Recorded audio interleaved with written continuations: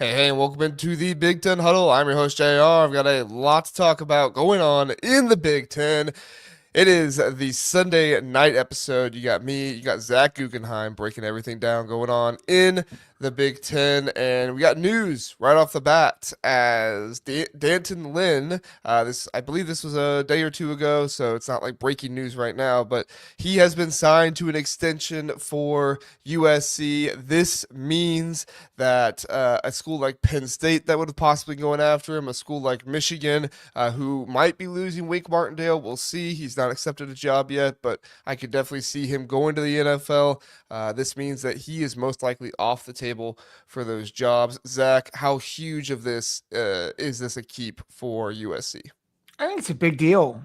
I think Danton Lynn did about as good of a job as you can with a defense that honestly didn't have a ton of talent.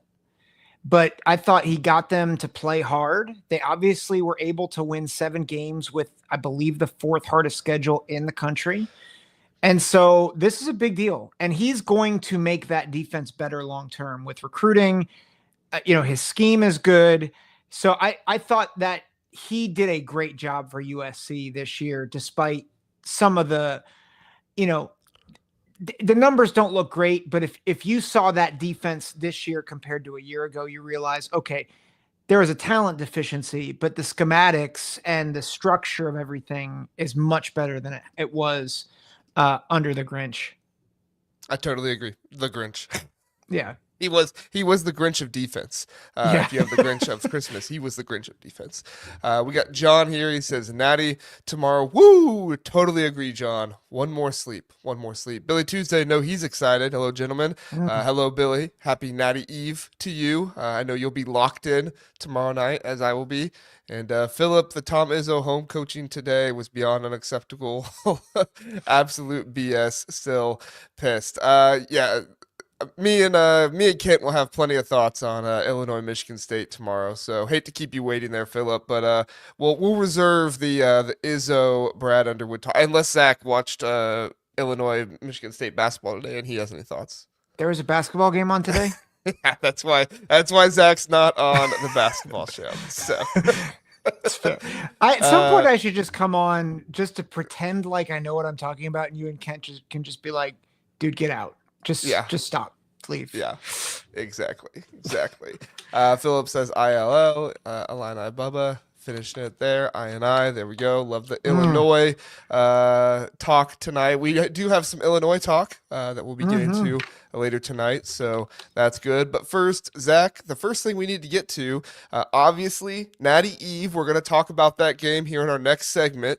But before we do that, I want to talk about the college football playoffs. And if you are listening and you're in the chat, please let us know your thoughts as well, because honestly, I'm not really sure where everybody kind of is on all of this stuff right now. I think people were happy with the playoffs, but then again, I also am seeing people really frustrated. I know seeding was a thing people were really frustrated with. So if we want to talk about that, we can, Zach. I also think most people agree on that. So I don't know if there's really much more we can say on that. But I mean, just kind of go through the playoffs for me. Maybe start with the pros. What were a couple pros, things you liked about the playoffs this year, Zach, that you want to continue to see going forward? So, big picture, and people will disagree with me on this, but this system made so many more games matter. And like every Indiana Regular season, game, or you're saying like postseason? yes, Okay. yes, because every Indiana game mattered because it gave them a pathway to a playoff. And so, Great for the comment here by Billy Tuesday, by the way. yes, Primo Billy. Sorry, go ahead, Zach. well done. SEC chance, yes. They won the hypothetical playoff, though. They won the Yes, hypothetical playoff. yes, all the hypothetical playoffs. Congrats. But every game did end up mattering, including losses to Kentucky. Wow, that actually mattered, right, Lane Kiffin? Right. Okay. So that was awesome. And then I think the thing I loved about this, and again, people will argue about it. it gives access to teams that would never get in otherwise. And I know there are certain people that are like, yes, but just the haves are going to be able to win more titles. And I'm like, that's not the point to me. Like, yes, Ohio State, Notre Dame, SEC teams, they're going to win the title more often than not. There's probably not going to be as many Cinderellas as there are in March Madness. But now you can, if you're Kurt Signetti, or you're the head coach of SMU, or you're the head coach of I'm trying to think of Arizona State or Boise State, you can actually go into a recruit's room and say, hey, we can make the dance. We can be on that stage. And you know what? Some of those teams actually put up a heck of a fight. Kenny Dillingham has a lot to sell Arizona State on right now, because they honestly should have beat Texas. And that's the beauty of this system, which I think we've both been arguing from the get-go, is no, Boise's probably not going to win a national championship, but they're probably going to get more recruits because they have something to sell to recruits now. And that's true of all these programs. Like, you think Kurt Signetti is frustrated that he lost and got beat down by Notre Dame in the playoff? Heck no. Like, he can now go sell to these recruits. Indiana's a place where we can win a national championship. And Mike Kadick said as much on Kings of the North, this great center out of Indiana. So if you're sitting here thinking, well, it wasn't great that these lesser programs were in and they never had a shot, you've missed the forest from the trees. It's always been about access. And I think from that perspective, this was a home run in every way. Yeah, I think that, the playoffs did make more games important for more teams out there. I think when you look at the national landscape of postseason play, there really was no incentive for a Big 12 team or an ACC team other than Miami and this year and whoever was going to come out on top of the Big 12. But the Big 12 is so competitive that you were hardly ever going to see, if ever, going to see a Big 12 team. TCU was the only one, if I remember correctly, at least the only one recently, that made the 4-team playoffs from the Big 12. And to me, that makes it so much more pigeonholed into what games matter for what teams. Indiana had an 11-1 season this year, and I know everybody has thoughts on Indiana, and that's fine, but you cannot deny that Indiana was must-watch television at the end of the year when they were going up against Michigan and Ohio State. And there was speculation, does one win or one loss against Ohio State completely knock this team out of the playoffs? It didn't, because other teams lost as well, but under the old system of the 4 teams, it wouldn't have been, oh, if Indiana loses a game, are they still in the playoffs? It would have been, oh, if Indiana's undefeated, are they going to get in the playoffs? It was clear after last year with what happened with Florida State that there had to be some kind of reform. I still feel like 8 teams in the playoff with no conference champions probably was the best thing to go to. I do feel bad for the Big 12. I think that's unfortunate, but TCU showed that you can dominate the conference and still make the 4-team playoffs. So the Big 12 still had hope, especially in an 8-team playoff system. But for me, the biggest pro was how much more this actually did mean for everybody else in the rest of college football. It wasn't just an SEC invitational. It wasn't just a Big Ten invitational. You were actually playing for something to get into the playoffs, and I think that made games more meaningful. Everybody who said, "Oh, Georgia, Texas, and Ohio State, Oregon weren't as meaningful," okay. We made those games less meaningful, so that way Iowa State, BYU was meaningful. Arizona State, whoever they played at the end of the season, I can't think of every single game off the top of my head. That was meaningful. Miami and Georgia Tech was meaningful. Like, all of these games were meaningful because if you lost one time, you were no longer in control of your own destiny in the playoffs, and it just made college football this season so much more exciting. Yeah. Well, and I think to that point, I would argue those games still matter, just maybe not as much. But I think the flip side of that too is think of the run that Ohio State and Notre Dame is on right now. To win a championship, it's insane. Like Notre Dame, if they beat Ohio State, they will have beaten Indiana, Georgia, and Penn State in succession to win a national championship. Ohio State, if they beat Notre Dame, it'll be Tennessee, Oregon, who they got revenge over. That's a narrative. So that game did matter to some degree. Tennessee, Oregon, and Texas, and then Notre Dame. Like, there is no doubt who the national champion should be. Like we can argue all the live long day, like, well, maybe BYU should have been in the tournament, or maybe Ole Miss should have been in the tournament. But you know what? No one's going to sit here and argue that Ole Miss was a better team than Ohio State or Notre Dame. Like these teams proved it on the field, which is what we've been saying for decades. Is we just wanted a system where the champion actually proved it on the field, and a 4-team kind of did that. This really accomplished it. So like it's removing all doubt. Yeah, totally. If we go into the cons of what happened with the playoffs this year, like we said, seeding, I think is probably the biggest one that people can get into. Obviously, a G5 team being the third seed in the playoffs was never what should have happened. A Big 12 team being the fourth seed in the playoffs, that shouldn't have happened. Now, in a 12-team playoff, should they make the playoffs? Absolutely. I think they should. But the fourth seed with a bye, it should not happen. That shouldn't have happened. The other con is I do feel like this playoff has lasted too long. We are in the point now where the transfer portal is closed, and I'm balancing doing like 2025 like prediction stuff, and I'm also talking about the national championship at the same time. So I don't know. I think somebody said earlier that, it's been going on too long for him.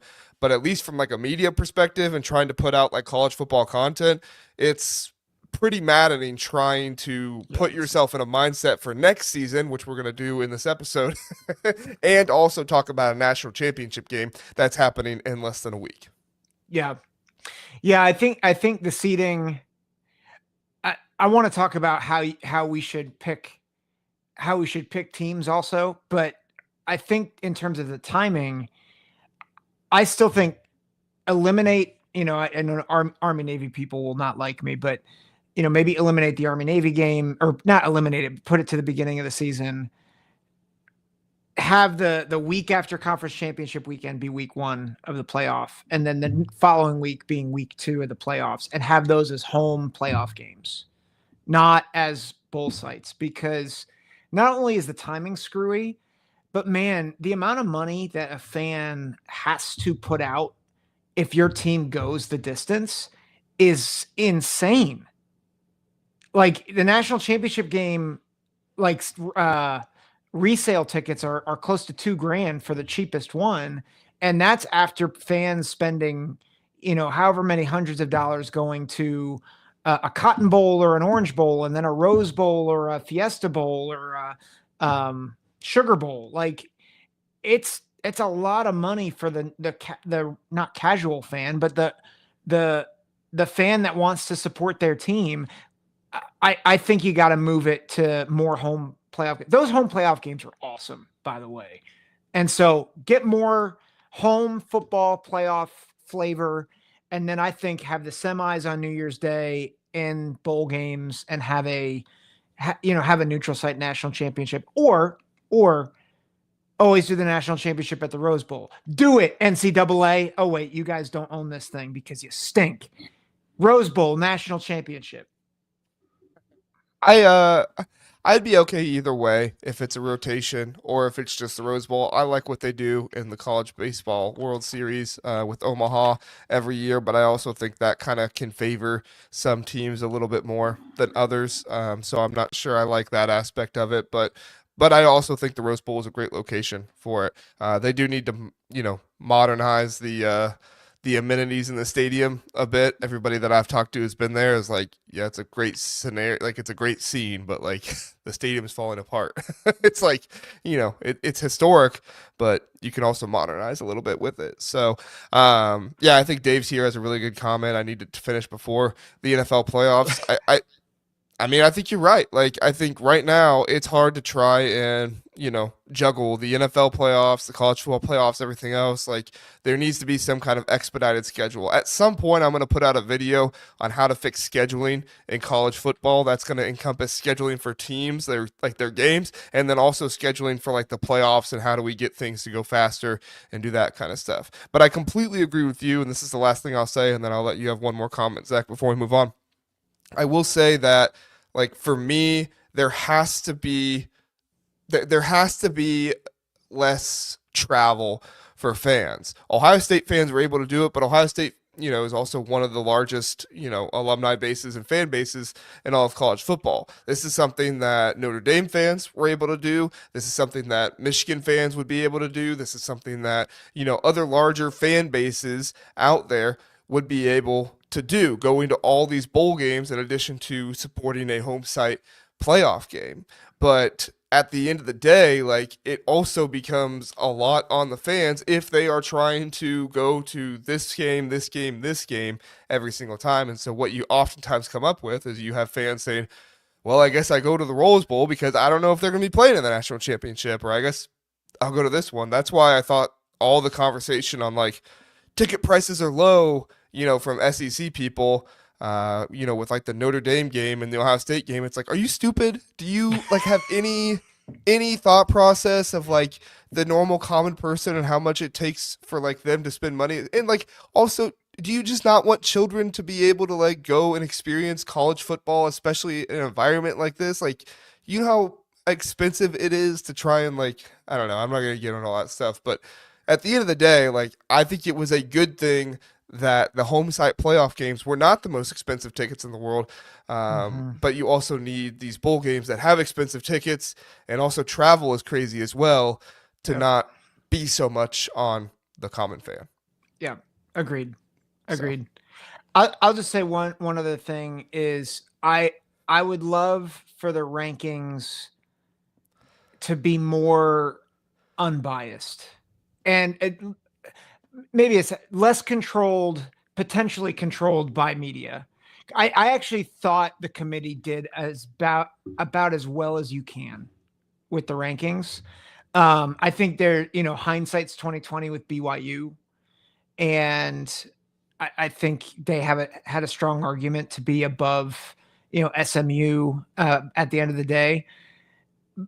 But I think the media was, many of them before this started, and even after Indiana and SMU got blown out, were talking about how other teams, which weren't SEC teams, clearly they were SEC teams, right? They were hinting at Alabama, they were hinting at Ole Miss, talking about how they deserve to be in over these other teams. Listen, that might be true, but I think if you're going to do that, like, I want the media as far away from the playoff and determining it as possible and influencing it as possible. Get some sort of rating that is unbiased, and if it's an SEC team, fine. But get the media as far away from influencing the playoff as you can, because even if they're not biased, their takes are not always helpful, and they influence a lot of people's opinions.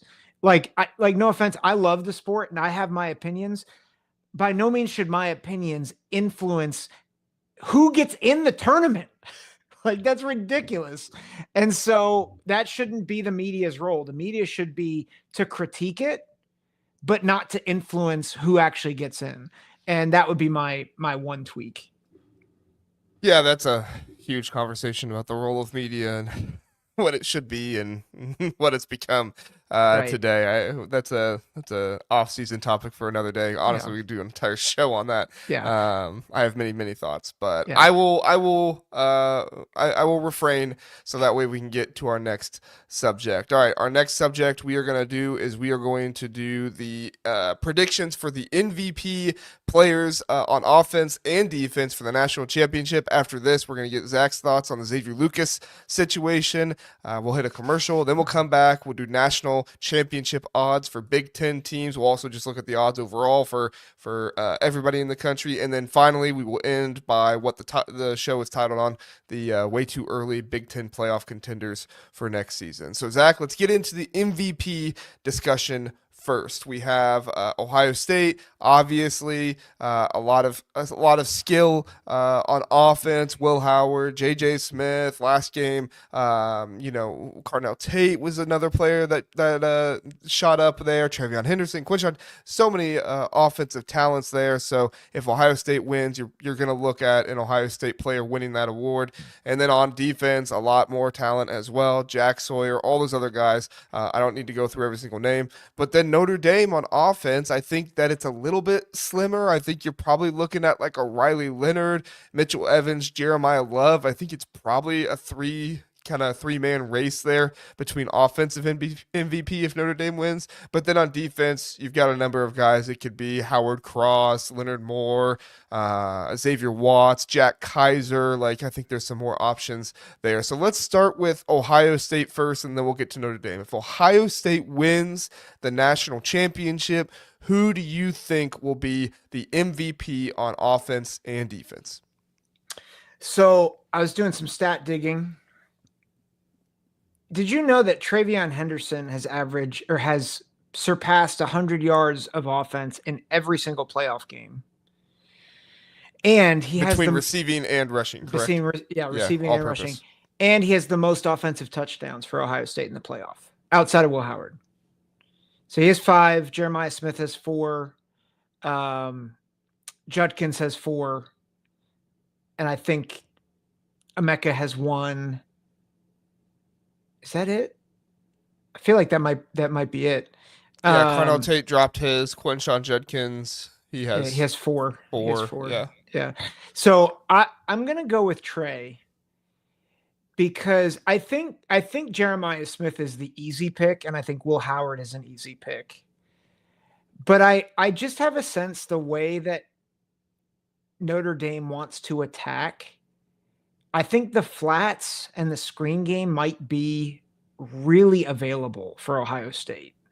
And I think the way, like some of the weakness, Notre Dame is excellent defensively. But if you look at some of the ways they've gotten burned in the run game, counters, toss sweeps, like it's all wide stuff. And that's like, you want to talk about where Trey is dangerous. It's out wide. It's in space. And so I would not be shocked if he has another big game, both running and receiving.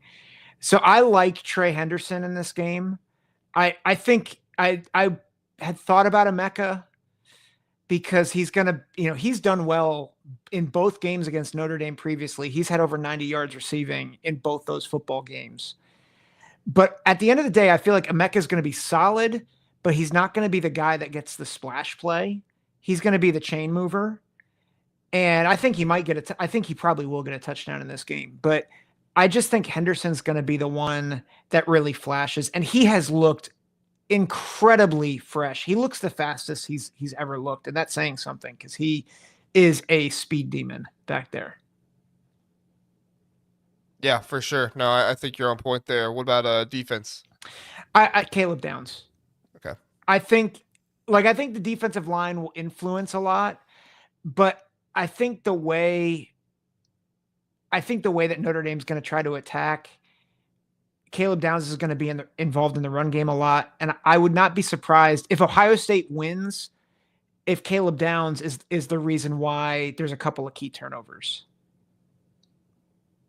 Yeah, I mean, if Caleb Downs is able to get a turnover, I think if anybody on the defense for Ohio State forces a turnover, if it's another strip sack situation by Jack Sawyer or JT Tuimoloau, I think Cody Simon's kind of a sleeper in that one. If he gets himself two sacks, maybe 3 tackles for loss, he could get some recognition there. But he's really not gotten the recognition that I think he deserves throughout the playoffs. So I'm going to go with Will Howard on offense, though. I'm with you on Trey. I just don't think Trey gets the touches to be able to kind of like sustain him throughout the game, kind of being implanted in their minds of like Trey Henderson is the player of the game on offense and that kind of stuff. So, and I think he's okay with that role.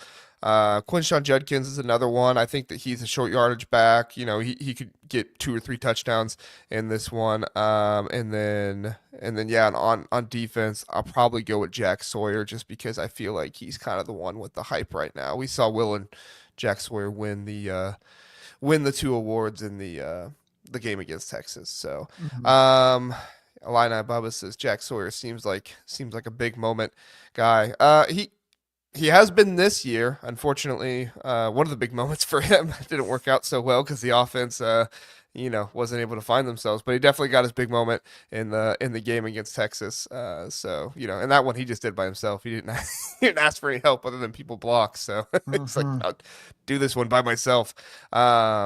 John asked, Jay, have you heard of the Real app? Yes, I use the Real app. I still prefer the CBS Sports app, but Real app is good too. It's kind of like a social media networking thing. So, Mhm. um, all right, let's do Notre Dame really fast. If I'm going to do Notre Dame, um, Philip is asking about the Jeremiah Love injury for Notre Dame. I mean, he had a huge brace on his knee.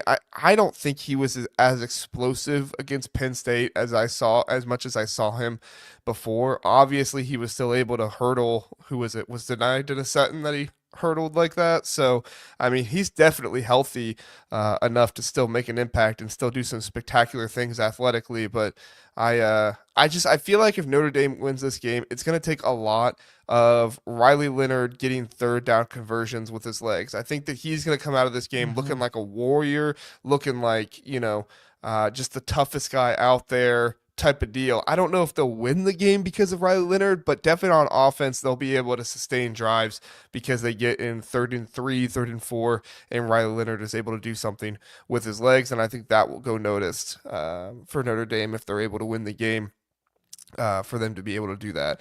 On the other side, for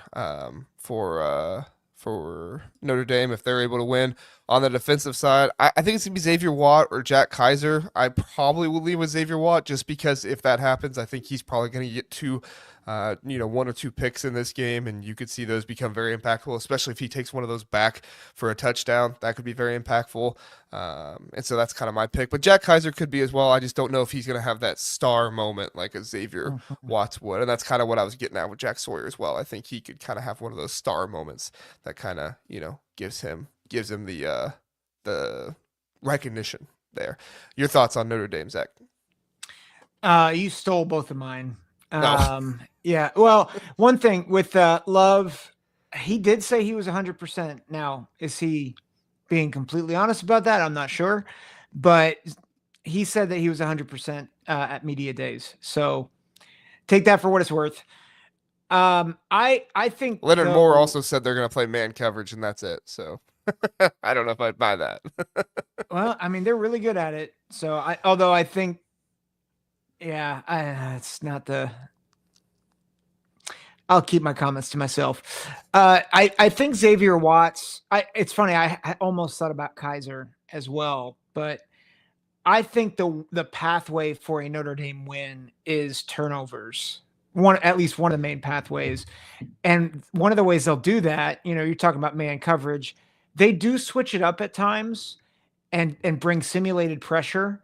And I think one of the beneficiaries of that simulated pressure is going to be Watts because he'll be able to kind of patrol the middle, get a pick.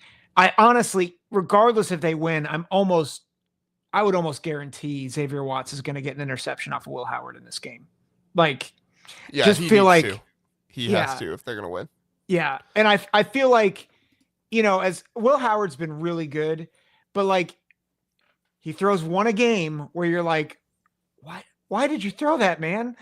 And I just think it's going to come probably maybe in the first half where they throw some sort of simulated pressure at him and he just throws it right into Xavier Watts' hands. Um, and I think you're right on with Riley Leonard. Like I think they're going to key on Jeremiah Love.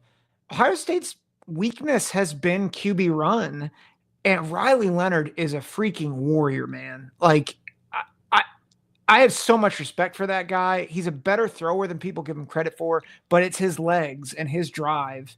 And if Notre Dame wins, it's going to be because of his legs and his ability to throw at key moments of this game.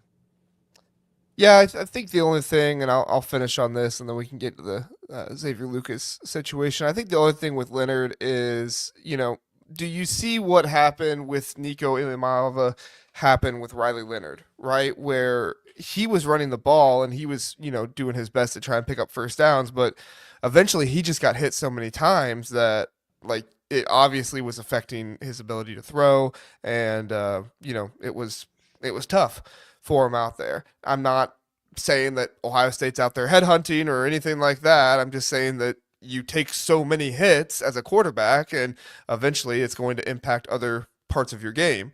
And I think that, there was the possibility of that against Georgia as well. Mm-hmm. And what did we see against Georgia? We saw Riley Leonard only throw for 90 yards in that game. So we'll see. I mean, Riley Leonard's a competitor. He's going to leave it all out there on the field. This is the last game of the season for both teams, obviously. He's going to leave it all out there. Even if they try to take him off the field, I don't think he's going to let him. But at the end of the day, like, this is going to be a game where toughness wins out, and both these teams have shown incredible toughness in the playoffs at the very least, and so they'll have to come out in their toughest performance of the season. So, Mm-hmm. anything else you want to add to that before we move on, Zach? No, you covered All it. right. A lot of good thoughts in the comments. Watching you guys in there, you guys got a lot of good thoughts as well. Dave Sierra says, I think the running game deserves numbers. We get better when teams are always trying to catch you, so they have to pass. Yes, I totally agree. If they're trying to play catch up or anything like that, if Ohio State comes out and scores 14 points quick, kind of like they did against Tennessee, I think that could spell disaster for Notre Dame in those situations. So, and then a lot of John Jacobs says Ohio State doesn't respect Notre Dame. I don't know if you've watched any of the media days, John, but they do. Yeah, yeah. If anything, Chip Kelly doesn't respect Oregon based off what That he was said. good. There, But good news for Chip Kelly, he's not playing Oregon in the national championship.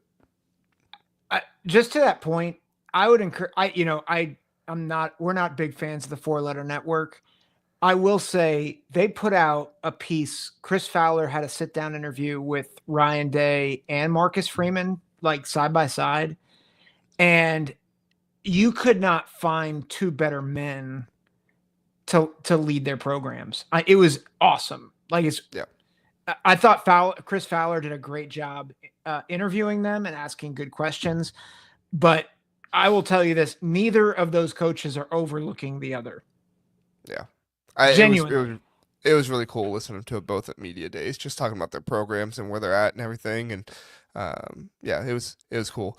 John also says that JR and Zach are going to pick OSU to win. we We did. both already did. We picked it on Yeah, the Tuesday episode. So good job, John. You predicted it correct. Your prediction of our predictions was correct. All right, Zach, let's get to Xavier Lucas. All right. So if you've been watching the additional content I put out there, occasionally Zach will join me. I don't think Zach hasn't joined me on any of the Xavier Lucas discussions. So I wanted to get Zach's thoughts here. Essentially, if you've not been following this situation, Xavier Lucas, Wisconsin says Xavier Lucas signed an agreement to come back and play at Wisconsin with NIL, you know, making NIL money essentially. And he then entered the transfer portal after, or tried to enter the transfer portal after signing that agreement. Wisconsin refused to put him into the transfer portal, going against NCAA rule, but they cited the idea that if you signed a document saying you're going to play for us with NIL compensation, then you need to abide by that document. Xavier Lucas has since hired a lawyer who just so happens to work for Miami, which is where Xavier Lucas wants to transfer to. I don't think that's a coincidence at all. And then now Xavier Lucas is in a situation where his lawyer was threatening to sue Wisconsin. Now Wisconsin and the Big Ten have come out and said, we are actually thinking of legally suing you and suing Miami because we have a whole lot of evidence that Miami has been tampering with you, not just in the offseason, but in a lot of time leading up to that. So just an incredible mess in this situation. The Big Ten got involved. They put out a statement in kind of conjunction with Wisconsin. That's the very short version of the story. So, Zach, if there's anything else in the story you want thoughts on, maybe explain it a little bit more. But, Zach, I just kind of want to open the floor and get your thoughts on this whole Xavier Lucas situation. The NCAA is stupid. That's my that's my analysis. It's I mean, this whole situation is a mess. And it's all because the NCAA has chosen not to not to lead. Like they knew this stuff was going to happen, and they're sitting there saying, "Oh, they broke our little rule. Oh no, like Wisconsin, you can't do that. You broke our rules." Like, no, dude, there's legal ramifications with this document that was signed. And so instead of the NCAA just kind of sitting there being like, "My rule got broken," they should be like, "Oh, right. There's like actual legal ramifications that we have to think about. We should lead like we tell everybody else to do." But they don't. They just complain. So I here's my and this is going to be not as nuanced as I would like it. I think there's no hero in this case, or no good guy in this case in my mind. Like people who are like, well, Xavier Lucas should go where he wants to go. Like in principle, I agree, but there's the reality that you signed an agreement and you have to honor it. And yet, I don't know what Wisconsin's role in this is, but if they're preying on a student athlete that doesn't know how to read legal terms, that sucks too. And Wisconsin shouldn't, like, I understand Wisconsin wanting to hold him liable, but also he's learning all this on the fly. So I think Xavier Lucas needs to be held accountable. I think Wisconsin needs to be held accountable. Miami certainly should be held accountable for tampering, if that is true. And honestly, of everybody, they should be blown to smithereens out of anybody if anybody's going to get punished. Unfortunately, what's going to happen is Xavier Lucas is going to get punished, and Wisconsin and Miami are probably going to get slaps on the wrist. And that's not how the system should work. And to me, that all goes back to the NCAA being incompetent. Yeah, I mean, this entire precedent was set by the NCAA. They never did anything about tampering, and when they tried to do anything against it with it against Tennessee, they were unsuccessful because Tennessee took them to court, and the NCAA never did anything legally to put this stuff in place. So you're in a situation now where the NCAA has not done anything for all this time, and then now you have Miami saying, "Look, NCAA, they aren't abiding by the rules," and then Wisconsin is saying, "Yeah, they aren't either, and you've not done anything about it." So now you're in a situation with the NCAA where they basically are saying, "We can't do anything here because we haven't done anything about this. We can't do anything about that." And now you have to bring this to court and it's become a legal matter. And this is going to directly impact Xavier Lucas's career. And I've seen a lot of people blaming Xavier Lucas and kind of trying to make him to be the bad guy and all this stuff. And I would just caution people in saying that these situations have a lot more behind the scenes Yep. than maybe we always realize. I heard a rumor that Xavier Lucas is part of his representation. Actually accepted money from Miami. And so even though he signed the agreement with Wisconsin, it did not accept any money from them up front. Xavier Lucas hit somebody in his family or representation accepted money from Miami, ensuring that he would enter into the transfer portal and go to Miami. Well, now Xavier Lucas is in a situation where his family could lose a lot of money if that agreement is not put forward, but he already made an agreement with Wisconsin. So it's just a super messy situation. And really what it comes down to, could this be Xavier Lucas just being a dirtbag and doing a lot of, immature stuff? Sure. That is possible. What oftentimes happens though is these athletes who are coming out of high school, they don't always, I shouldn't say they don't always have, mature people working with them in these Yeah. situations. They don't always have reliable people in their lives. I was blessed in my life that when I went off to college, I had people in my life that were looking out for me, that helped me make wise, good decisions. I had other friends that went to college that didn't have that happen. I had friends that wanted to stay in college, but because financial assistance and things like that weren't set up well for them, they had to go back home and go to community college, which there's nothing wrong with community college, but that's not what they wanted to do. But unfortunately, that's what they were forced to do because of the decisions that were made. So obviously, this is a much different situation than getting financial aid straight. But I would just caution people in making Xavier Lucas out to be this devil, this enemy, and Hmm. all of this. Is it possible he is? Sure. But really, what this comes down to is that the NCAA has completely neglected to do anything for a long amount of time, and it's now coming on to schools like Miami, Wisconsin, Yeah. and I can talk about how terrible Miami is for tampering, but I've been upfront and honest with you guys about this stuff. Like Ohio State tampered to get Phillip Daniels from Minnesota. That is most likely accurate. Wisconsin most likely tampered to get Tanner Mordecai last year. There's tampering that goes on. Those are just two quick examples, but there's Yep. tampering that goes on all over college football. And so if Miami really wanted to, they could probably dig up and say, "You're coming at us for tampering. Look at this team that tampered with our player. Look at this team that tampered with this player. Look at do boom boom boom boom boom." And then it just turns into a thing where it's like, "Well, everybody tampers. We've known this, but now Yep. we have it out in court." Right. And this is how you destroy something awesome like college football by everybody going to court and no longer playing college football. Yeah. Well, tampering has become the new like $1,000 bag that you drop off at or $10,000 bag. Like now that you can pay players, tampering's the thing that everybody's doing. I think to your point, Jr. I work with 18 to 22 year olds, and there are some that are incredibly wise and mature beyond their years. Most, if you're telling them you have to sign this agreement, like they don't know what's going on, and they don't necessarily have to your point, they don't have necessarily have the right people around them. And so do I think Xavier Lucas needs, on the surface needs to honor the agreement? Yeah, I do. And I think that is a reasonable thing. And I think we have to understand that most people are not 100% altruistic in their business dealings, which is unfortunate, but it's a reality. And that's probably the case with Miami and Wisconsin.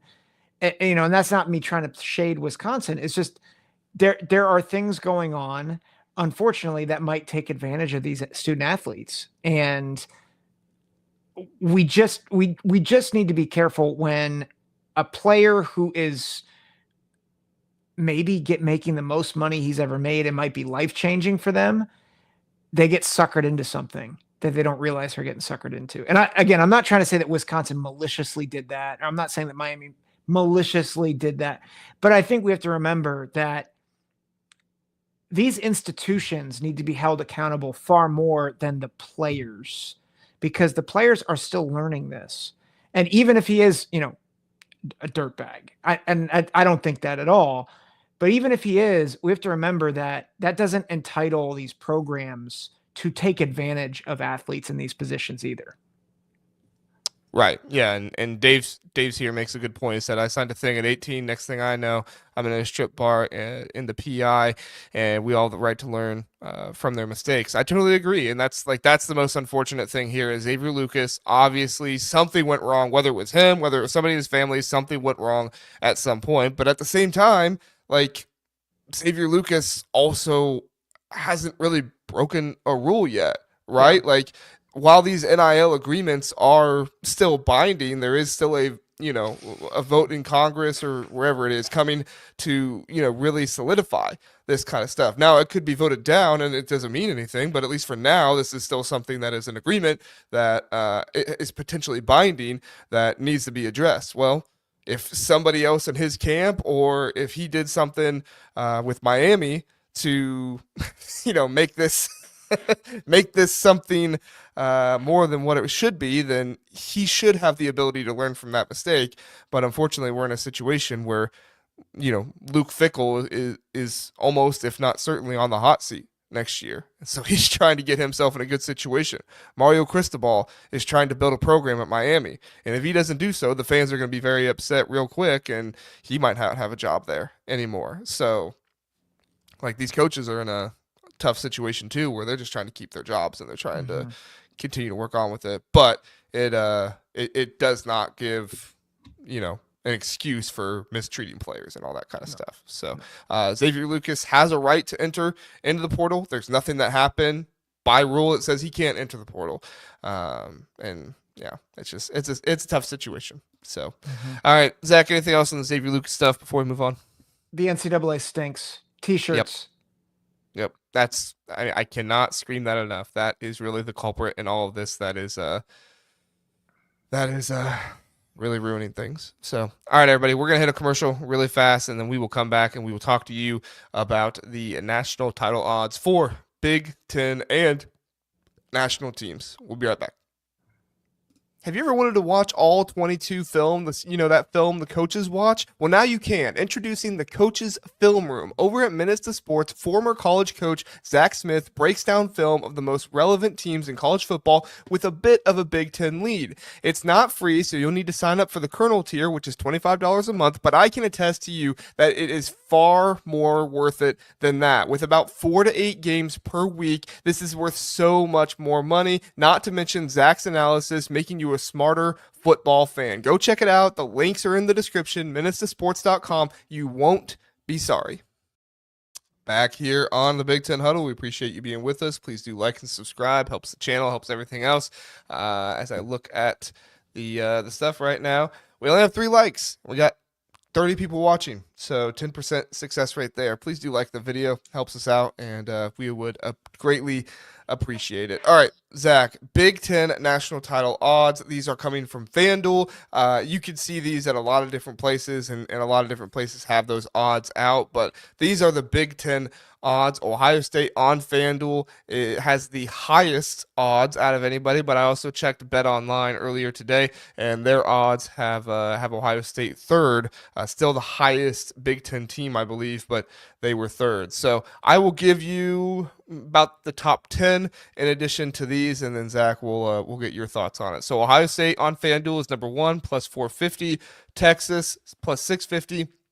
Oregon plus 650. Georgia plus 700, Penn State plus 850, Notre Dame plus 1200, Alabama plus 1600, Tennessee plus 1800, Clemson plus 1800, and then LSU plus 2000. Zach, what are some of your thoughts with the odds? And then are there any Big Ten teams you have thoughts on? Well, I mean, the first thought is a Big Ten team. I'm kind of shocked that Ohio State leads it, because they're losing everybody. Like, I know that Jeremiah Smith and Caleb Downs they might be the 2 most talented players in college football. But beyond that, like, they return a couple of linemen on the offensive line. And, Luke Montgomery and Sarafeld, and I'm trying to remember the center. Carson Hinsman. They've played fairly well, maybe not as well as you might think, because I think Will Howard's done a good job of getting the ball out. But I mean, they lose so much, and I get that they still have a lot of talent, but I feel similarly with Texas, although I get it Texas more because of Arch. But I think Penn State, Oregon, Georgia, those feel right to me. I think, Georgia returns a lot of talent.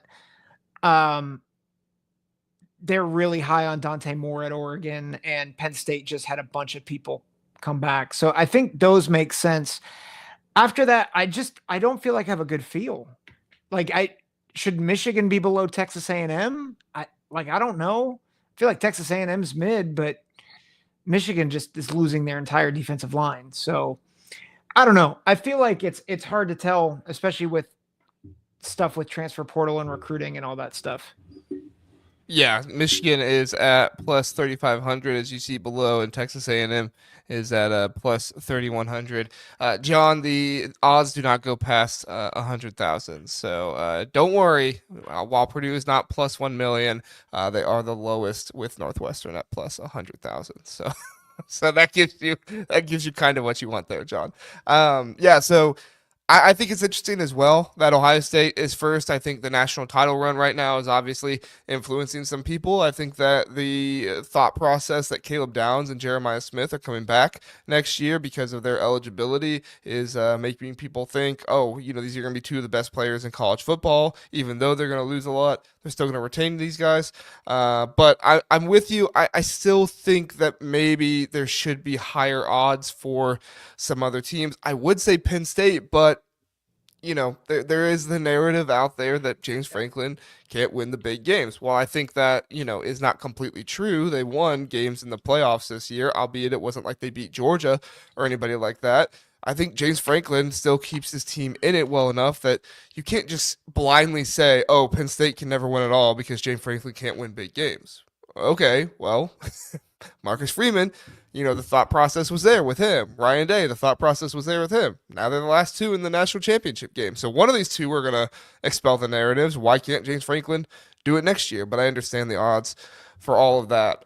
Texas is getting a lot of love. Oregon is up there as well. I don't know exactly what to make of Oregon Hmm. next year yet. They're going to have Dante Moore most likely starting. They're bringing in Dylan Thieneman. Theron Johnson is very good. They got their offensive tackle set up for next year. The guy from Tulane, Makai Hughes, he is a very good running back. So they've got a lot of good players coming in, but similar to this year, you're gonna have to wonder how do they mesh together, correct? And they mesh Hmm. together after like the first 3 or 4 games. Obviously, they went undefeated, but they weren't able to finish it out and win the national title this year. So it's gonna be interesting to see how it all works out. How about some of the lower Big Ten teams you got with USC with higher odds than Illinois? Indiana is the fifth team in the Big Ten. Does that surprise you? And then we got like Minnesota all the way down to 20K, plus 20K. Iowa is tied with Wisconsin plus 15K. What are your thoughts, Zach? Yeah, I mean, starting with Indiana, I think their path is it's certainly not as manageable as it was this year. But if they can get through to week 7, 5-0, I think the two biggest landmines are Oregon and Penn State, but every other game is winnable. I just I don't I am curious about Indiana next year. Now having Illinois, a really good Illinois team on their schedule, and Iowa is always tough. And then you got to go to Happy Valley, you got to go to Autzen Stadium. I mean, that's 4 games where you're like, I don't know how I feel about that for Indiana. Um, but I still would probably I like them ahead of some of these other teams. Iowa, their margin for error is always slim because they have no offense. And not seen anything that tells me they're going to change. Even with Tim Lester. Like Tim Lester I thought Oh, I made some think they're going to improvements. change. You don't think that offense is going to be better next year? Okay, not maybe not better than it was this year, but better than like last in the country. I mean, they lose Caleb Johnson, They still bring and back 3 offensive linemen though. yeah, I just I think until Kirk Ferentz leaves, I think that offense, like I think Tim Lester has brought some good wrinkles and like Okay. some good shifts to it, Okay. but I just don't trust Kirk Ferentz to evolve enough, even with Yeah. Tim Lester. I'm Um, totally with you on the Caleb Johnson thing. I think that loss is something that people are looking past too much. I also think that Mark Gronowski is going to be a good plus for this team. Do I think he's going to be the level that some Iowa fans think he is, where he's like going to be the best quarterback in the Big Ten? No, I don't think he's going to be the best quarterback in the Big Ten. Do I think that a fourth year starter though is going to add experience and be a good amount of leadership for this team and stuff? I do. So while I don't think Mark Gronowski is going to walk into the Big Ten and be the most talented quarterback, I think you're going to look at somebody that has experience and is reliable to be able to come in and do well and be able to lead your team. That's what Kirk Ferentz wanted with Cade McNamara the last few years, and look at where Cade McNamara is at. He's going to Eastern Tennessee State University. Eastern Tennessee State University. I have no idea how Cade McNamara has has swindled so many people and so much money out of NIL collectives, but he has, and he's going to be playing another year of college football there. We probably won't hear about him for the rest of the year, but I look at it all and say, yes, Caleb Johnson isn't there, but offensive line could be similar to this past year, and then obvious upgrade at quarterback for me from Cade McNamara fair. To Mark Gronowski. That's fair. So, what do you think was part of the NIL package at Eastern Tennessee State? A cupcake. A cupcake. Yeah.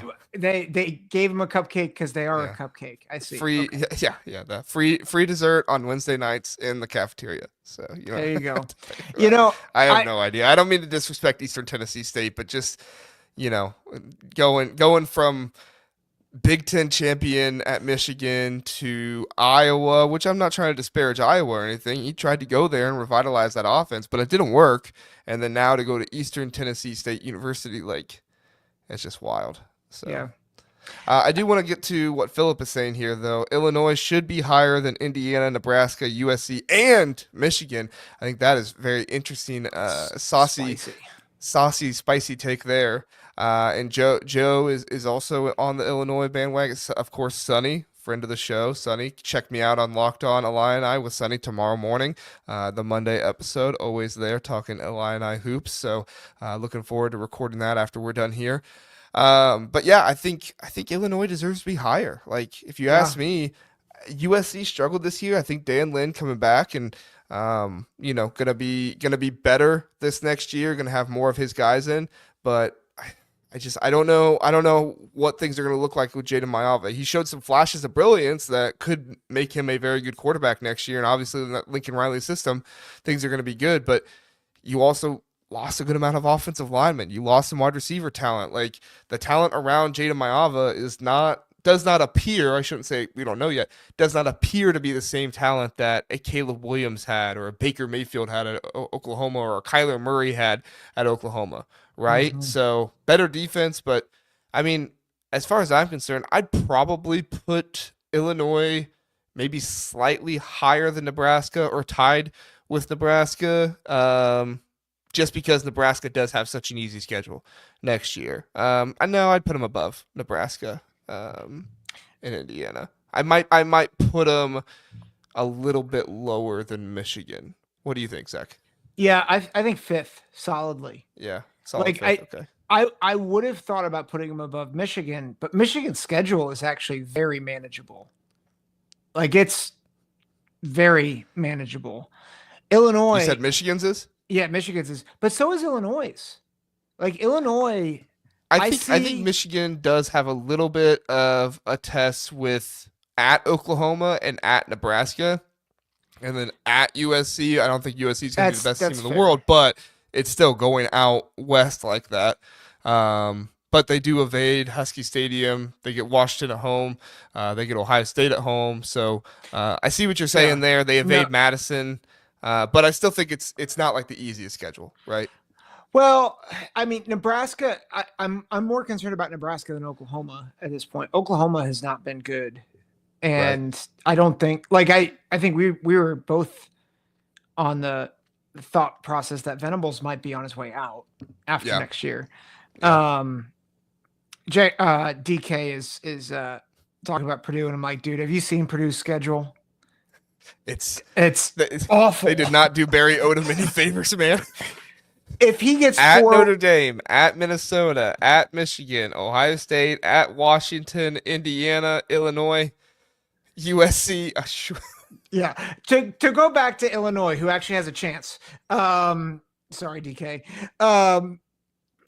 I like Illinois' schedule. It's the first 6 games. You got to go to Bloomington. That's a tough game. And USC at home is tough. But I think Illinois is seasoned enough, veteran enough to win those games. They could be undefeated going into Ohio State. And with what Ohio State's losing, I would pick Ohio State to win at this point. but I don't think that's a gimme, and it's at Champaign.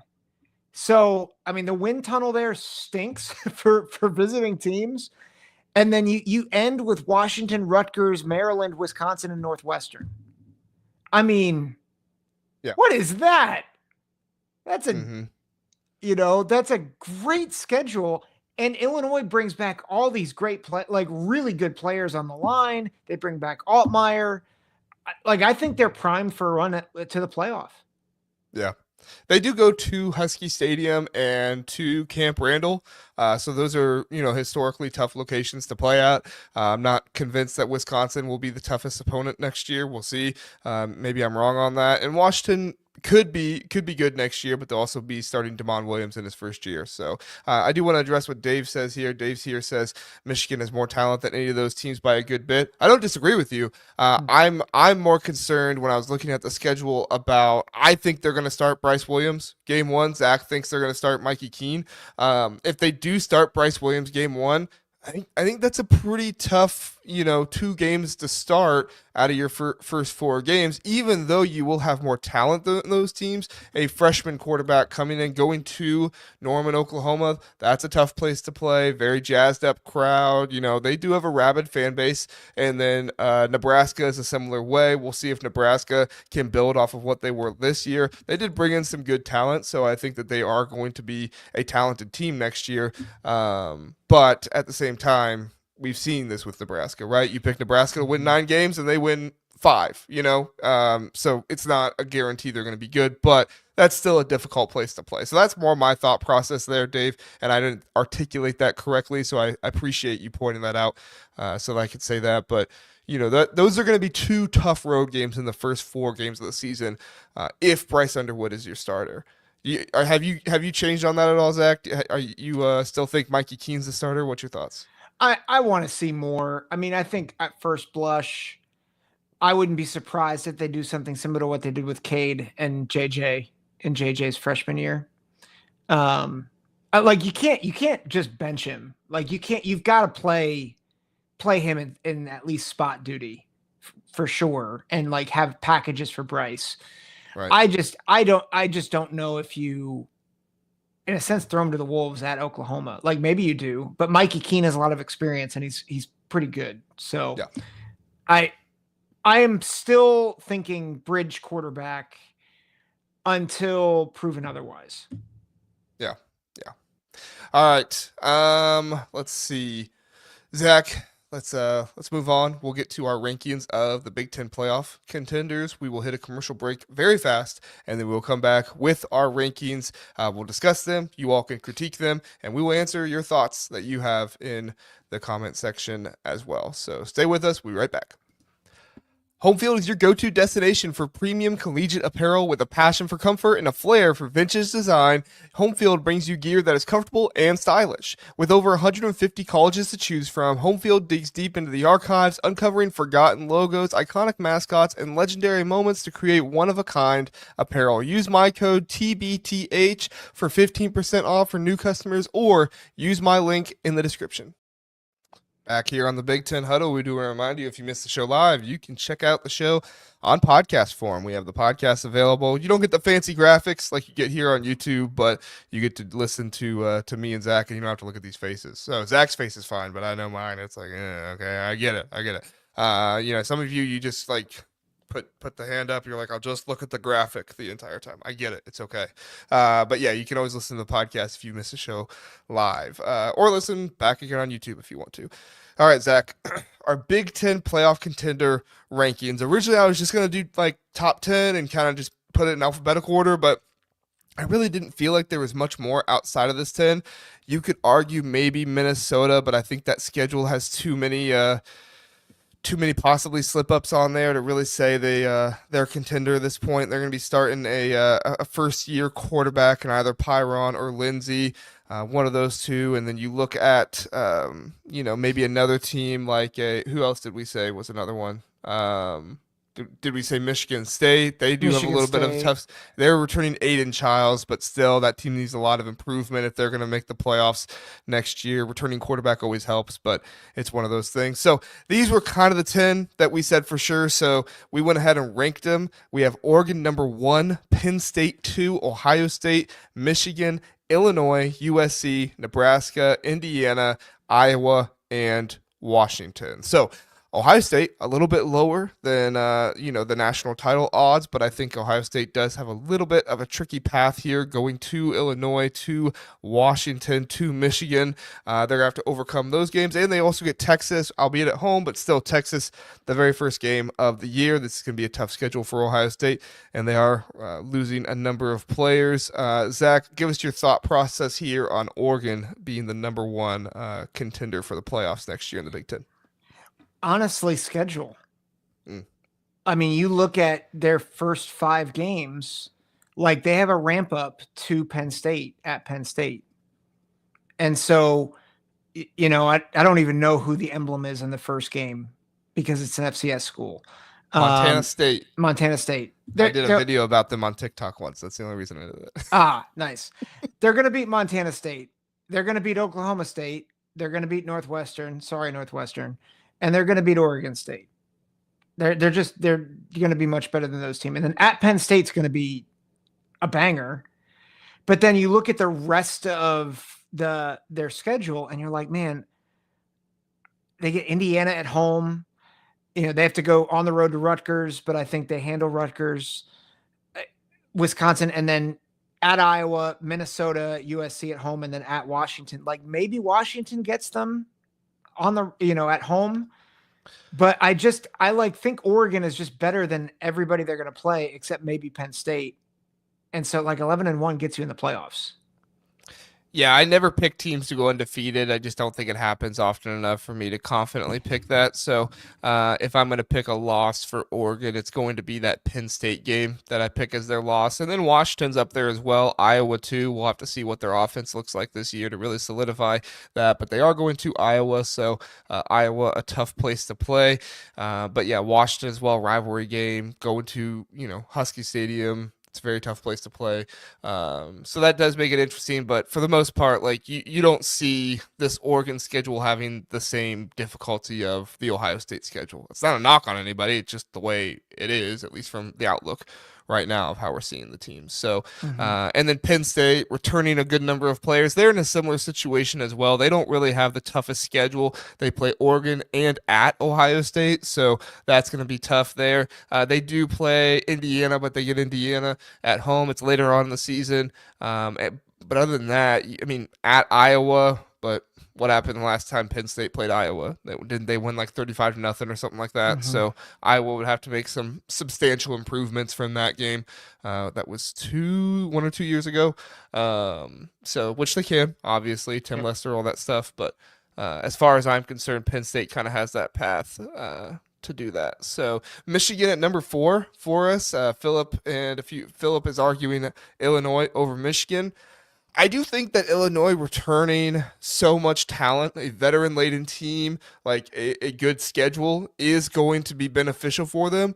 But I also look at this season and see that like they were nearly 10-2 and they got no respect for the playoffs at all, which irked me. I think it's wrong. I think you should give that team more respect. And 2 of the losses they had were against the number 1, and what did Penn State end up being, the number 4 or 5 team in the nation? Like, those were who your 2 losses were to, and then obviously Minnesota screws that up for them. But those were who your 2 of your 3 losses were to, and they just kept knocking them down. So I don't doubt Illinois. I don't know if Illinois has that branding like a Michigan has, where if Michigan is 10-2 with losses to, let's say at Nebraska and at USC, or at Nebraska and Ohio State, I think Michigan is far more likely to get in than if Illinois has losses to Ohio State and at Washington. Right? Do you agree with me or disagree? Yeah. Well, I think there's one other thought, and I'll address Philip's comment. We're trusting a freshman QB at Michigan over Illinois. I think there's 2 things that really help Michigan. One is the brand, and that's unfortunate. The other is, and Dave made this point earlier in the chat, you can't overlook how good their defense looked, even without some of their superstars. I mean, they were playing their second string line against Alabama. And like, as much as we give the SEC crap, Alabama's has a really talented roster. And I mean, they took them, I mean, they just beat them down. They beat Ohio State down. Mm-hmm. And there's a reality that I think defense has really caught up to offenses. And I think Illinois' defense is going to be good next year. I think Michigan could have another great defense. And I think that's just who they are at this point. And defense travels. And so I could see Michigan getting to 10-2 even with a freshman quarterback because of that defense. And that's where I'm like, man, I think Michigan, they had their, coming off a high year where they went 8-5. But I don't think 8-5 is happening again next year. Like, I think they're probably 9-3 or 10-2. And I think depending on who they lose to and who they beat, I think Michigan could possibly get in at 9-3, definitely at 10-2. Whereas Illinois, I think, might have some they might be like Indiana this year, where they lose to Ohio State, but are 11-1, and people are like, well, they didn't really beat anybody. And it's like, oh, come on, which would be stupid. But I think I feel similarly to you that I don't trust the media, as we are media types, as John Jacobs so affectionately pointed out. I trust us. I don't trust. Yeah. There we go. Yeah. Philip, you're making great points. More Bielema. You're making great points. I'll take Bielema all day over Moore, especially from what I saw from him this year. But, like I said, this is unfortunately the piece of, brands in college football and the way that they get treated. I think Illinois has an uphill, hill to climb. I think that Michigan, if they get 10-2, I think they're pretty much a lock for the playoffs, especially the schedule they have. Illinois goes 10-2. I don't know if they're a lock. It sucks. I'm not saying that it's right. As we're just saying right now, we don't trust the media. We disagree with the media. But if I'm being honest, like, it's the same reason I left Luke Altmaier off my top 5 Heisman, like way too early Heisman contenders for next year. It's like I like Luke Altmaier a lot. I like Illinois a lot. I think, I've had people say if you weren't an Ohio State fan, you'd be an Illinois fan.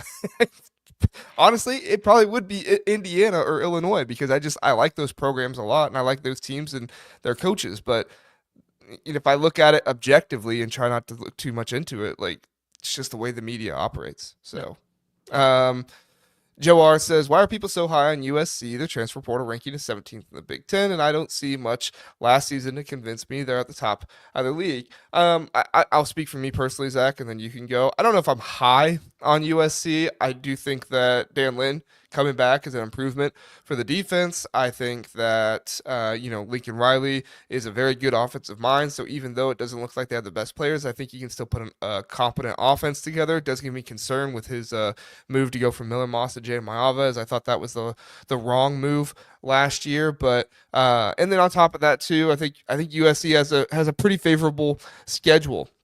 Their toughest game of the season is either at Illinois or at Notre Dame. They skip out on Ohio State. They skip out on Penn State. I apologize. At Oregon as well. So if they win one of at Illinois, at Notre Dame, or at Oregon, they should be able to. Well, Michigan's in there as well, but that's also at home. Like we said earlier, that's going to be a tough road game for Michigan going across the country. So if you beat two of at Illinois, Michigan, at Notre Dame, at Oregon, you're most likely being in the college football playoffs there. So, again, I understand, they don't have a great transfer portal class and stuff like that. I'm not arguing with on that, Joe. But then you also look at it too, and you have the brand argument here a little bit as well, right? USC with this schedule, 10-2 versus Indiana with their schedule, 10-2. Even with Indiana's really good season last year, and USC's struggling season last year, the brand of USC would probably get them in over Indiana. Again, not saying I think it should be that way. I'm just saying that's, what I've seen from college football media and brands and knowing that television numbers and fan bases do matter. that Yep. it does matter. So, any Yep. thoughts on USC, Zach? Well, I was just thinking, I think I could see Nebraska above USC because Nebraska's schedule is manageable. I think it's actually probably more manageable. They get Michigan at home. They don't have to deal with Ohio State. They don't have to deal with Oregon. They have to go to Penn State, and like Penn State, USC, Iowa, and Michigan are probably the four hardest games on their schedule. So like I could see Nebraska being above USC. But I think Nebraska and USC feel similar to me in that they've both kind of underachieved this past year. So I'm like, yeah, I don't know. Like I think Nebraska is building towards something, whereas USC kind of still feels like it's in limbo. So I might put Nebraska above USC, rethinking this, but I think I don't think it's a big debate, right? Indiana is hard because, and we said it all year, like Indiana deserved to be in the playoff. They deserved their ranking. And also they had a very favorable schedule. That is not the case next year. Mm-hmm. Like Illinois, at Iowa, at Oregon, at Penn State, like those are four really tough games. And that is not what Indiana had this past year. They had a down Michigan team and they had an Ohio State team that really wasn't clicking on all cylinders yet.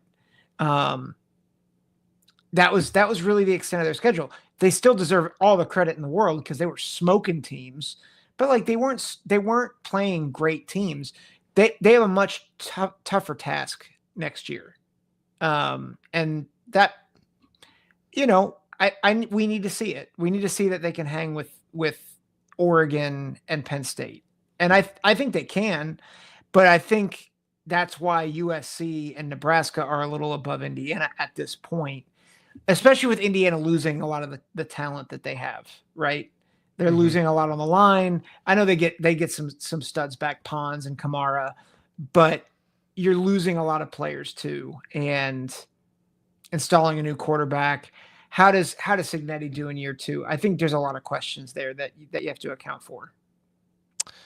Patrick says, and yet they beat the Nebraska team you have in front of them by 50 points. Yeah, I last mean, year. there's so much nuance to that. That's last year.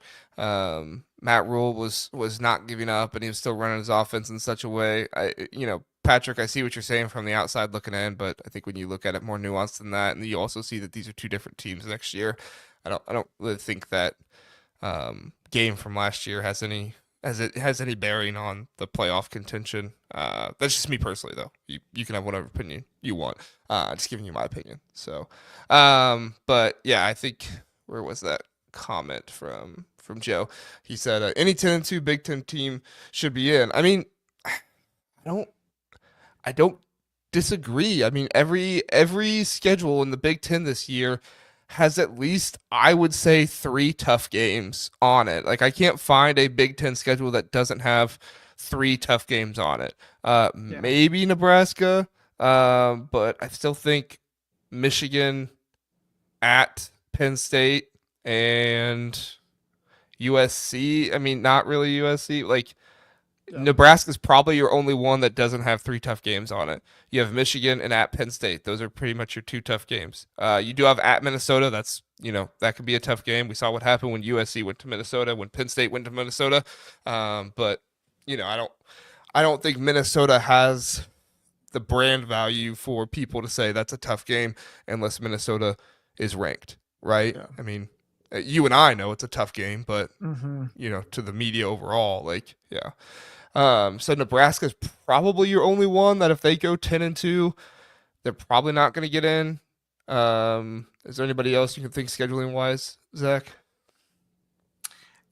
I know USC has a pretty, we talked about their Big Ten schedule, but on the outside they have at Notre Dame.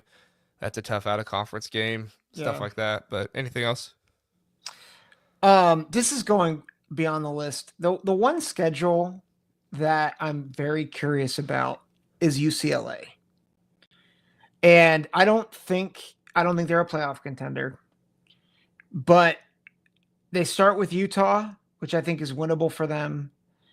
They go to UNLV, which is dealing with a coaching change. Barry Odom going over to Purdue, New Mexico, and then you look at their Big Ten slate.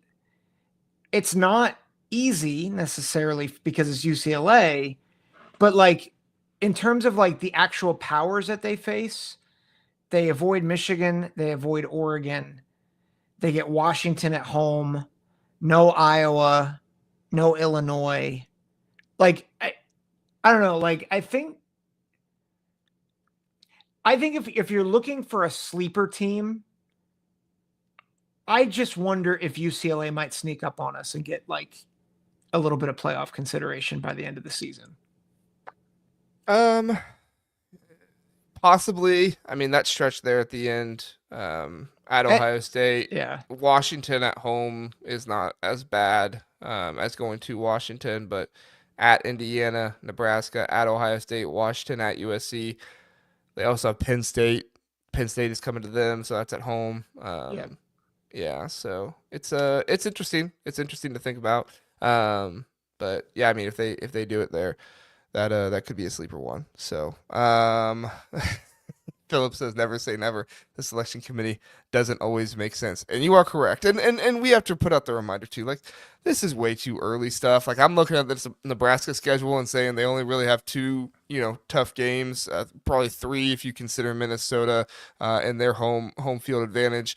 At least by Big Ten standards, Minnesota at home is a pretty tough game. But I mean, for all we know, UCLA, like you just said, could come out and be a pretty good team next year. They got a big transfer portal class coming in. Deshaun Foster could find a better coordinator, and that game at UCLA turns into a much bigger game than we're thinking of it right now. So that's why we call it way too early. Big Ten playoff contender rankings. So Zach, anything else you want to get to before we wrap up our episode? No, this is good. All right. Very good, very good. And I know everybody's got thoughts on it all and everything. And I see some people saying Nebraska 10-2 would definitely get in. Oh yeah, maybe. Again, I think so. We'll have to see how the teams play out. If it plays out the same way this year, they do not have a tough enough schedule to be 10-2 to get in. But hardly ever does college football play out the same exact way 2 years in a row. Yeah. Maybe does with like the teams at the top, but. Not in every scenario. Sorry, go ahead. I was gonna say, can I ask one last question? Not about this, but have your thoughts changed at all about the national championship game tomorrow? Not really. I mean, I mean no disrespect to Notre Dame because I think that Notre Dame is a good team. I honestly just think it's the injuries. If Notre Dame was fully healthy, I would not be saying what I'm saying about them, but I think because of the injuries and because of, the freshness that we've kind of seen from this Ohio State team, I really just think it's going to take Ohio State falling apart for Notre Dame to win. So, I mean, maybe not, but that's the way I see it. What do you think? So I'm terrified by the injuries, because Ohio State, I think since 2021, they've played a number of teams in high-profile games where a big star has been out. I think up until the playoff, they have lost every single game. Like, go back to 2021, Kayvon Thibodeau wasn't in, Ohio State lost. 2022 Michigan, Blake Corum wasn't in, Ohio State lost. This year, Jordan Birch is out, Ohio State loses. But in the playoff, that has kind of reversed. Like players, Evan Stewart doesn't play in the Oregon Ohio State game, and it didn't matter. And so I think there's a superstition that I don't want to give myself to, but there's this sense of like, oh man, like that's a marker that I don't like. And I do think Notre Dame is good enough to win this game. I think they're definitely good enough to win. I don't know if they're good enough to be the reason why. Like I think it's going to take help from Ohio State. Yeah, which is why like my read on the game scares me, because I think I said 28-10, and I'm like, I don't know if it's that close. I could see like 42. So, but I have too much respect for Marcus Freeman and Notre Dame to actually pick that. But man, I feel like I don't know what I will do, not just as a fan, but like thinking about legacy for Ryan Day if they lose this game. What about it? Well, I don't know how I'll think about it Oh, because okay. yeah, sorry, I thought I had shared a complete thought there. Apparently not. Yeah, I just don't know because I feel like I can explain losses to Texas and Oregon and Tennessee a lot better than I could explain a loss here. Yeah. No, I agree. I agree. I think that if a loss happens here, it's that the team got in their own heads or they look past Notre Dame, which I don't think is happening based off what we've heard and seen, not just this week, but in prior weeks as well. And also, I just think there's the possibility that, something crazy happens in the game, right? I Yeah. mean, what do we see against Michigan? I'm not taking anything away from Michigan. Michigan won that game, but Yeah. Will Howard just wasn't himself. After he got hit in the head, he just wasn't himself for whatever reason that was. And I'm not taking anything away from Michigan. Michigan won the game, and they took advantage of the opportunity where Will Howard wasn't playing as well, and Ohio State had no running game because Michigan's defensive line is so dominant against them. So does something like that happen to where Will Howard isn't himself and Notre Dame keys in on the run, is able to stop the run the entire game? Who knows? We'll see. Mm-hmm. It's always possible, but I'm there with you. So, Philip says, do you guys think the playoff format gets changed before next year to reseed or who gets buys? I don't think it will. Zach, I'm curious your thoughts if you have any. I don't think it will because I think, not I think, I just read the other day that it has to be a consensus vote amongst all the conference leaders. So the way this works is every single conference leader votes on the playoff and how it operates. It's similar to how the NFL, all the owners of the teams, they decide on kind of how the NFL operates and stuff like that. That's basically what all the conference leaders are doing. In addition to that, the Notre Dame athletic director, which is insane. The Notre Dame athletic director has the same amount of power as the Big Ten, the Big Ten conference commissioner, which is just absolutely insane. It's one of the reasons why Notre Dame will never leave being independent unless they are forced to. Which I don't see anybody forcing them to anytime soon. But with all of them having to vote in consensus, I don't know why any G5 conference would say, yeah, go ahead and leave out our automatic bye for the highest ranked Group of Five, school. We saw what happened with the Big 12 this year. I don't think they're going to do that. And we saw what happened with the ACC too, where Clemson would not have gotten in if they did not win that game over SMU. And then on top of that, you saw the way the conference championship games played out and how they treated those. They did not move the people that lost in the conference championship games. Penn State stayed where they were. Mm-hmm. SMU stayed where they were. And that's more money in the pockets for the ACC if the team that was in the playoffs loses to the team that wasn't in the playoffs, then you get two teams in. So, Yeah. yeah. Any other thoughts, Zach? Well, I just think too, it's probably a lot of problems surfaced in the first year, but I think you give it another year before you make changes. And part of it is, everybody's ripping on the automatic buy thing right now.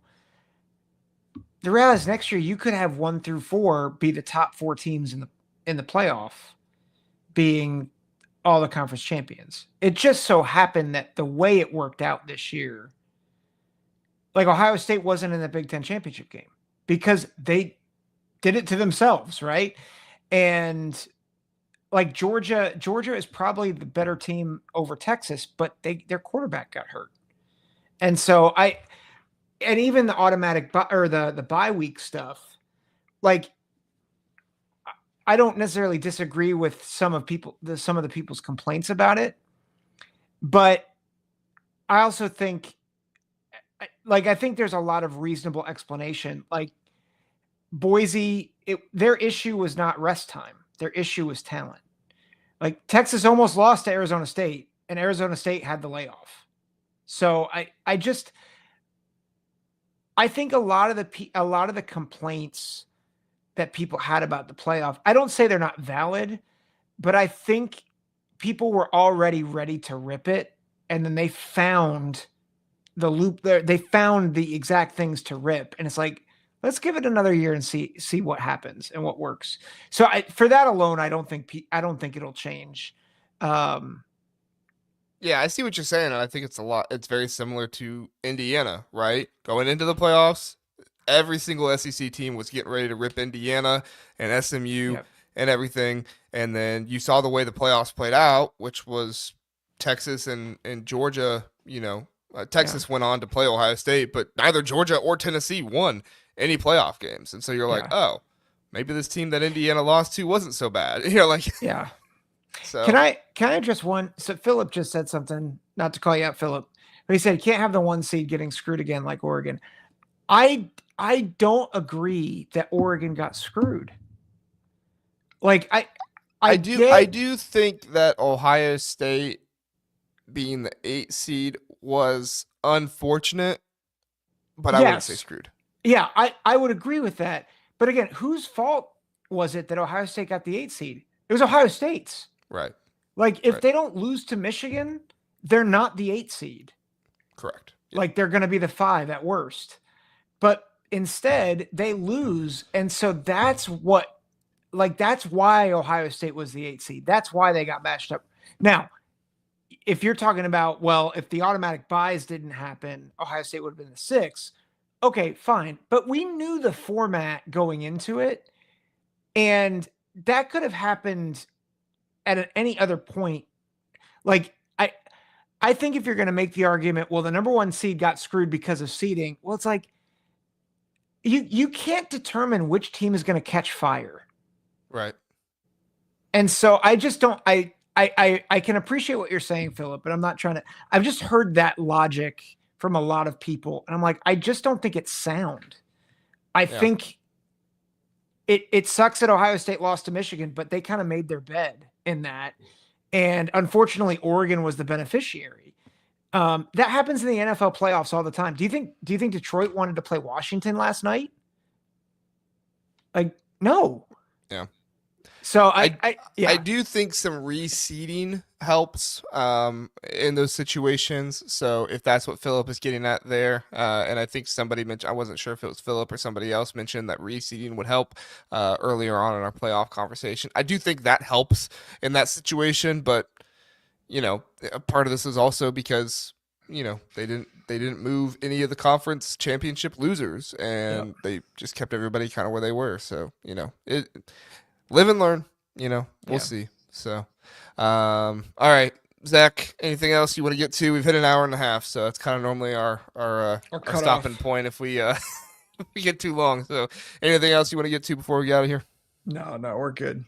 We're Okay. good. All right. Thanks so much for watching, everybody. We will be back on Tuesday night to recap the national championship game. I will be recapping the game regardless of what happens with the game over on the Voice of College Football Ohio State channel. If you're interested in hearing kind of a pro Ohio State focus over there, and then we'll do it from there, and then we'll come back on Tuesday, and Zach and I will recap it all, implications, storylines, all that good stuff. So, David Greenshield asked who the MVP of the national championship game will be. Talked about it earlier. It was at the beginning of the episode. Real quick, mine for Ohio State if they win was Will Howard and Jack Sawyer. For Notre Dame if they win, Riley Leonard and Xavier Watts. Who'd you say for yours, Zach? Trey Henderson and Caleb Downs, and then Riley Leonard and Xavier Watts. Yeah, so we were consensus on our Notre Dame picks there. Yeah. So, let's see.